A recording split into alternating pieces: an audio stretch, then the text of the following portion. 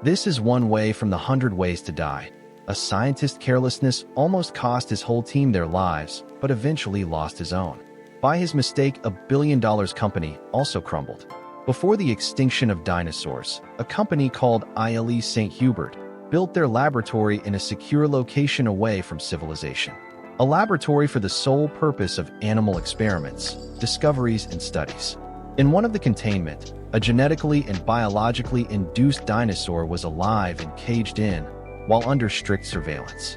The doctor came into the laboratory was ready to access the containment direct study area with a stick of chocolate in his hand, a two-way access key, and a genetic globe tube. He puts the chocolate on his mouth while he gets ready to open the door. The other female doctor who was already in the containment was also ready to open the door. He drops the chocolate nylon on the floor after eating the chocolate in it. Then both of them opened the door by counting to 3. He walked into the containment. Then the chocolate nylon swindles its way in too. Shortly as the doctors was cleared to access, the second door opened immediately after they walked out. The chocolate nylon finds its way in the ventilation door unit, and that instantly caused a breach on the door as it began to malfunction. Every system began to shut down. All the containment isn't secured again, so everyone started running away. The doctor lady who had helped the male doctor access the door earlier before he left the chocolate nylon on the floor. She tries to unlock the door until she saw the dinosaur behind him, so she rather secure everyone than to let the dinosaur out from the containment. The dinosaur took the doctor to its chamber. 32 years later, since dinosaurs returned, the company that was crumbled 32 years ago started again with another name. Now they are operating as a pharmaceutical company. They embark on a quest to recruit freelancers. And private contractor Ms. Burneth and her team, including a civilian, Dr. Henry, who has no prior notice that he is about to embark on a dangerous and a very illegal trip to an island which all government on Earth has banned every citizen not to venture or wander into.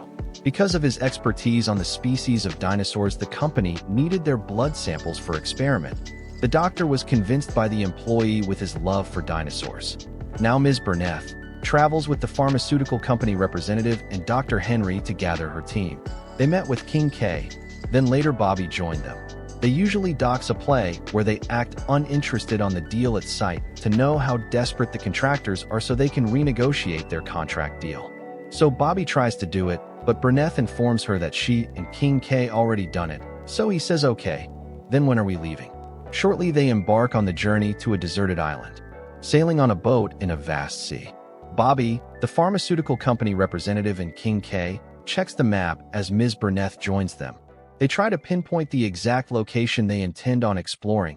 Dr. Henry designed a machine capable of drawing a vial of blood from any type of beast. When fired up from a given range, and with precise shot and timing, the biogun can engage and disengage when the vial is full of blood. The doctor tries to show the team how his designs works. As he activates the biogun to launch out of the biogun, she immediately fires location.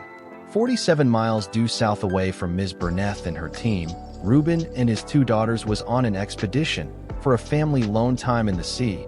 The older daughter brought along her boyfriend Xavier, so her dad can at least bond with him. Xavier is unapologetically unbothered, as he refuses to take over his shift, so Reuben can take a nap too, as Xavier has been sleeping. Reuben's daughter loves him still, as she thinks her dad doesn't see what she sees in him, his potential, so she don't want her dad meddling in her love life without taking his time to get to know Xavier, as she's an adult now. Shortly, Xavier's girlfriend saw 2 unverified aquatic beasts approaching their boat. She informed her dad. Before the dad could look, there was a turbulence on their boat.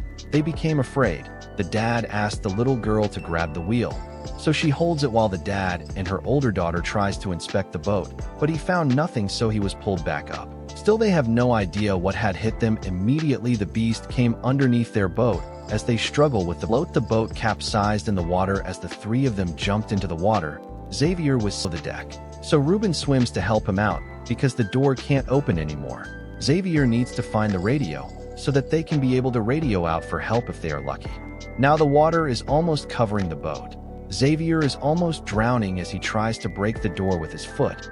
He was able to break it open. The boat finally capsized fully as Xavier remained in the depth.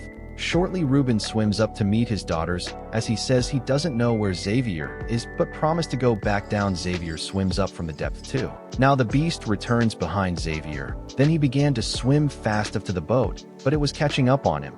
Immediately he got to Ruben and his daughters. Then the beast swims under the boat and went away. Then Ruben and Xavier hugged. Finally, after spending hours alone on the seas, Ruben was able to radio out for rescue. So Ms. Burnett radio got the frequency and was able to receive the message too. He and her team saw that they were close to them. They decided to embark on a search and rest. Shortly, they arrived at their location as they rescued them. But King K asked Ruben why he had brought his family on a dangerous treat and not send them to school, but Ruben said they had done it before, and for his information, they are on break. The conversation was about to hit up before Ms. Burnett intervened.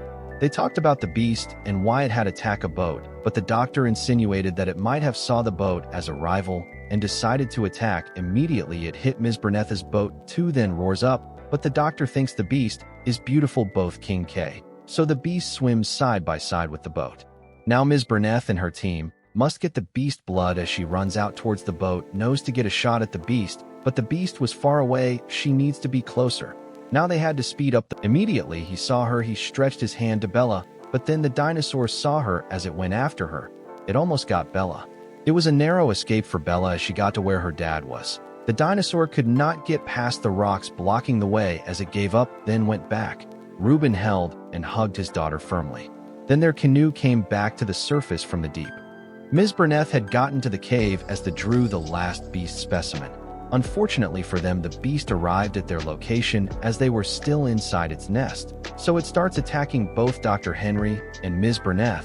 They try to fight it off, but one of King K's men provoked it in an attempt to help Henry and Burnett. It then went after him. He immediately informed King K to pull him up as the beast chased after him. Dr. Henry then picks up the vial, was not secured as he fell off. Ms. Burnett went after him and held the ropes holding him. Peter Parker is a nerdy high school senior in New York City. His parents are dead, and he lives with his Uncle Ben and Aunt May. He has a crush on his next-door neighbor, Mary Jane Watson, who is also one of the few classmates who is nice to him. Her boyfriend, Flash, and his buddies pick on him. Peter's only friend is Harry Osborne, who, though rich and good-looking, is similarly an outcast. Harry, however, is somewhat jealous of the affection his father, Norman, shows Peter. Norman, the head of weapons contractor Oscorp, appreciates Peter's scientific aptitude and can barely conceal his desire that Peter was his own son. Peter's science class takes a field trip to a genetics laboratory at Columbia University. The lab works on spiders and has even managed to create new species of spiders through genetic manipulation and combination. While Peter is taking photographs of Mary Jane for the school newspaper, one of these new spiders lands on his hand and bites him. Peter comes home feeling ill and immediately goes to bed. At the genetic level, the venom injected by the spider bite begins to work strange magic on Peter. Meanwhile, General Slocum visits Oscorp to see the results of their new super soldier formula. When one of Norman's top scientists, Dr. Strom, warns him the formula is unstable, General Slocum threatens to pull all of the military's funding from Oscorp. Later that night, Norman exposes himself to the formula. He gains superhuman strength and agility, but is driven insane. He kills Strom and steals two other Oscorp inventions, an exoskeleton and jet glider. Peter wakes up the next morning feeling better than ever. He also learns his scrawny physique now ripples with muscles, and his eyesight is perfect. Now he prepares to go at school. As Mary Jane was passing by with her food tray, she slipped, was about to fall when Peter caught her and the food tray, balancing the plate back on the tray with no spill. Jane was surprised at Peter's reflexes, coupled with the fact that he was not outing on glasses now as usual. She said Peter seems different. Peter was dumbfounded. Then Mary Jane left. Peter sits back down as a fork remained glued to his palm. Now he learns he can shoot webs out of spinnerets in his wrists. As he pulled the web, the food tray hits Flash. Peter ran away as Flash saw him pulling the food tray as he rushed after him. Everyone accomplished him, including Mary Jane. Now Flash got to him as he punched Peter from behind, but he moved. Flash's fist hits the wall, but Peter says he doesn't want to fight him, as Jane also tells Flash to leave Peter alone. But Flash continued as Flash punched Peter again. he turned Flash hand hit thin air. He did again, Peter almost bent to the ground as he stands. Back up, then Flash friend tried to catch Peter from behind, but Peter back flipped twice in the air, so Flash had to push his friend away as he fights with Peter, but with every punch touched Peter as Peter held his hand, twisting it, as Flash groans in pain. Then he pouched Flash as everyone becomes scared of Peter. They called him Freak, even Mary Jane was still surprised at him. Wondering what is going on with this new development with Peter, Peter ran away as he saw how scared they were. As he went out to explore more of his newfound ability, he saw how Spider climbs wall, so he starts to climb wall. As he was amazed at himself, he starts running and jumping on the roof of New York building. Till he got to a crossroad, he has to shoot web out of his wrist again to get down from here now, so he shoots the web out, swings in fear as he hits the wall, and fell down. That night, he and Mary Jane casually flirt across the fence separating their backyards. Although Flash breaks this up when he arrives with his new car. Peter believes he needs a car to impress Mary Jane, but knows neither he nor the cash-strapped and retired Ben and May would be able to afford one. One night, he spies the advertisement in the paper. A local professional wrestling league will pay $3,000 to anyone who can survive 3 minutes in the ring with their champion, Bonesaw. Peter designs a suit and heads out to the arena, telling Ben and May he is going to the library. Ben and May are worried about the changes in Peter's personality, and Ben insists on driving him to the library. He tries to explain his and May's concerns. He encourages Peter not to get into any more fights. He might have the power to beat the Flash Thompsons of the world, but with great power comes great responsibility. The responsibility to know when and how best to use that power. Peter reacts badly. He tells Ben he is not Peter's father and should not act like he is. Peter not only survives the wrestling match, he defeats Bonesaw in 2 minutes. But the promoter pays Peter only $100. Angry at being gypped, Peter stands aside as an armed robber holds up the promoter. However, when he gets out to the street, he discovers the robber fatally wounded Ben and stole his car. In anguish, Peter chases down the robber and beats him. The robber falls out of a window where his body is recovered by the police. That same night, a menacing figure wearing the stolen Oscorp exoskeleton and riding the jet glider attacks a weapons test at Quest Aerospace, Oscorp's chief competitor. Their prototype is destroyed and General Slocum is killed. Peter is inspired by Ben's admonition to use his spider powers for the greater good. He designs a new costume and swings around New York, foiling petty robberies and muggings as the Amazing Spider-Man, a name he borrows from the announcer at the wrestling match. This does not endear him to J. Jonah Jameson, the editor and publisher of the Daily Bugle, New York's leading muckraking tabloid. However, when he learns Spider-Man sells newspapers, he puts out a call to photographers for better photos for his front page. Peter, Harry, and Mary Jane graduate from high school and move to Manhattan. Peter and Harry get a loft together and attend classes at Empire State. Mary Jane works as a waitress and struggles to get acting auditions. She and Harry also begin seeing one another. Harry apologizes to Peter, but points out Peter was always too shy to make a move himself. Peter sees Jameson's advertisement for good photos of Spider-Man, and, webbing his camera in convenient places, gets excellent photos of his own heroic actions. Although Jameson doesn't pay well, he agrees to buy more of Peter's photos.